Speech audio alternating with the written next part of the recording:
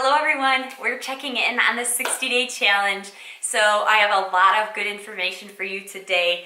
I know that we are now 5 weeks into this challenge, and through this time of holidays and Thanksgiving and Christmas planning and New Year's and family get-togethers and all this stuff that's going on, it's easy to fall off the wagon. And that's actually why I've loved this challenge so much, because I personally got these emails, and so I'm along this journey with you through this time. And it's so simple to get caught up in the holidays, the giving, and the seasons, the changing of weather, and you start to forget your goals and where you're going and why you set these goals in the first place.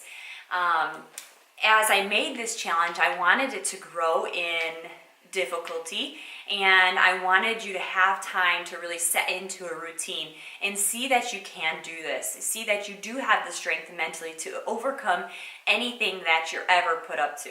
So our lives are really easy right now. We're so used to quick meals, fast food, quick delivery on anything you could possibly wait. We're used to always having entertainment. We're used to having comfortable lives. We live in these warm, cozy homes. We have cars to get us places. Like, it's so crazy living abroad and traveling abroad, how much wealth people have in America, and even people who are poor live like the richest amongst other countries in the world. So first of all, it's very important to kind of count your blessings and think about that. And if you have fallen off the wagon at any point in this journey, I would invite you just to let that go. Forget about what you have done or haven't done. And instead of giving up on yourself, start now. Start back on the track now. Start waking up early. Start drinking your water. Start making your bed. Start doing those 3 minutes in the morning of just a simple exercise, a happy movement, and then carry on with these challenges, because you're going to see that you have the strength, you have the capability to do this. And so I want to talk to you a little bit about food labels, because the challenges revolve around cutting out sugar. And there are so many reasons why we need to cut sugar out of our diet. It's really like a life or death thing. And a lot of times people don't think about it like this. They think that it's just a cookie, it's just a cake, it's just a brownie, it's just one. But we tend to treat ourselves to more than one of anything now in our society. We're used to supersizing. We're used to treating ourselves, treat yourself, every day, all day. And that's a problem, because our bodies aren't actually meant to take in the sugar that we're taking in. I do not actually have a lot of ingredients at my house, that are in packages or boxes or bags with a food label, just because my food is almost all fresh fruits and vegetables. But I do have 3 products. 2 I can read because they're in English, and 1 I can kind of read because it's in Korean. But I just want to talk to you about understanding what this means. The first day was keeping your sugar intake less than 25 grams of sugar. Now for women, that is the maximum you should have every day, is less than 25 grams. Now on food labels, you'll see that it says the sugars on here, but it doesn't say the recommended daily amount. And you really should not be eating more than 25 grams. Now if you can even eat less, that is phenomenal. So this is the tricky thing about food labels. If you've never looked at one before, I encourage you to look at one now.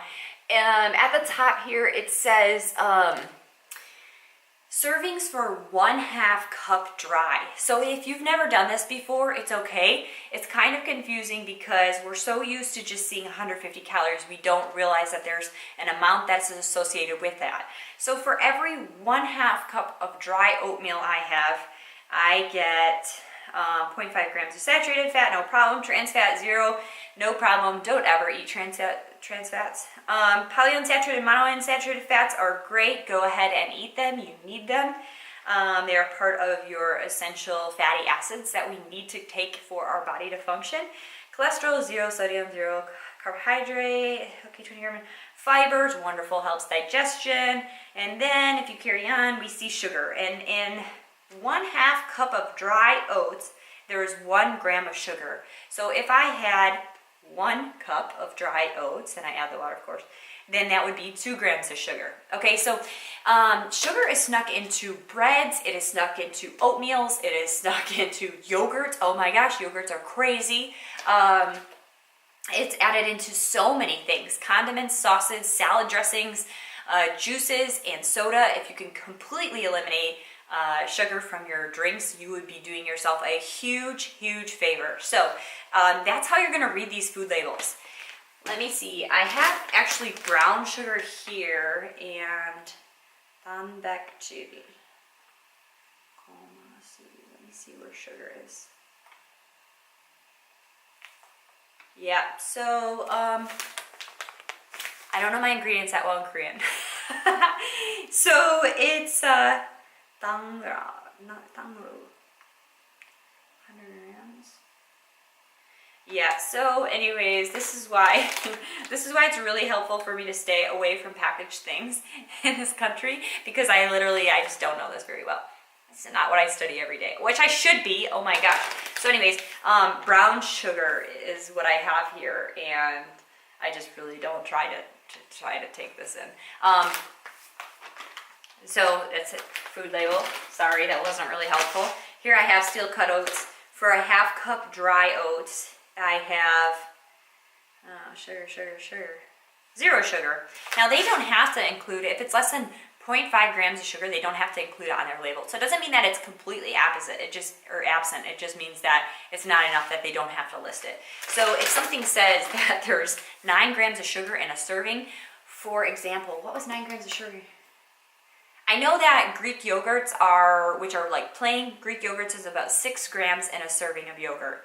If you get anything flavored, strawberry flavored, vanilla flavored, anything like this, and they are Greek yogurts, you are probably eating 18 grams of sugar in that yogurt. And eating that first thing in the morning is really not good for your body. You're running on sugar.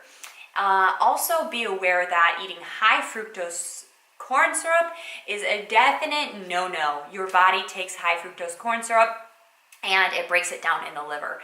The fructose and sucrose in the high fructose corn syrup is about a 45%, 55% relationship, and it's an unbound molecule. What that means is it doesn't have to go through the digestive process in order for it to break down. So it's not broken down by your stomach. Instead, it's broken down in your liver.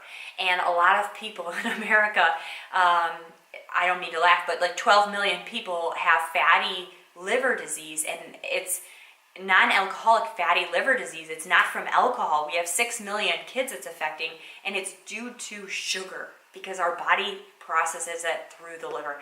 Now, regular table sugar, brown sugar, it is processed through the stomach. It is a 50 molecule of fructose and sucrose, and it is actually broken down in a different way. So your enzymes in your stomach have to digest that glucose, and then it's broken down. Now, excess sugar in any form, whether you're eating it in honey, whether you're eating it in juice, whether you're eating it in candy, excess sugar in all is not the best thing for you. Excess anything is not the best thing for you. Excess alcohol, excess anything, exercise, you could even say, excess anything is really not good for your body. So if you are eating over 25 grams of sugar, then you are eating sugar in an excessive amount. And eventually that will lead to cancers, inflammation in your entire body, digestive disorders, autoimmune disorders, obesity, metabolic disorder, diabetes, the whole slew of events, fatty liver disorder.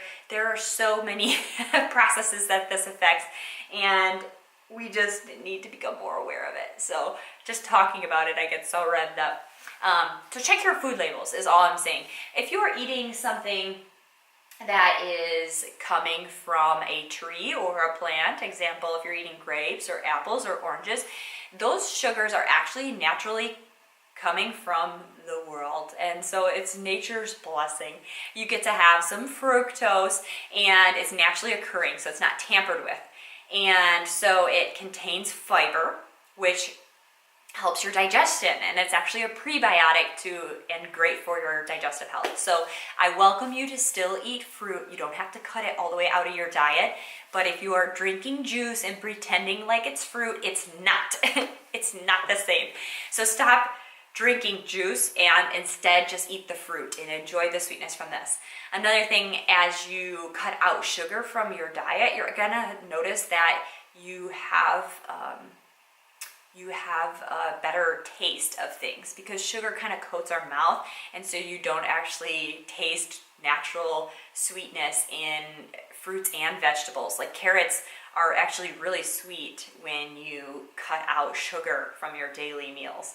So you're going to be surprised on some of this. So cut it out. Cut it out, cut it out, as they used to do in Full House. And if you have questions about this stuff, please reach out to me. You have my contact information, and I wish you good luck along this journey, and I'm excited to see what you do throughout the rest of this challenge. Have a great day.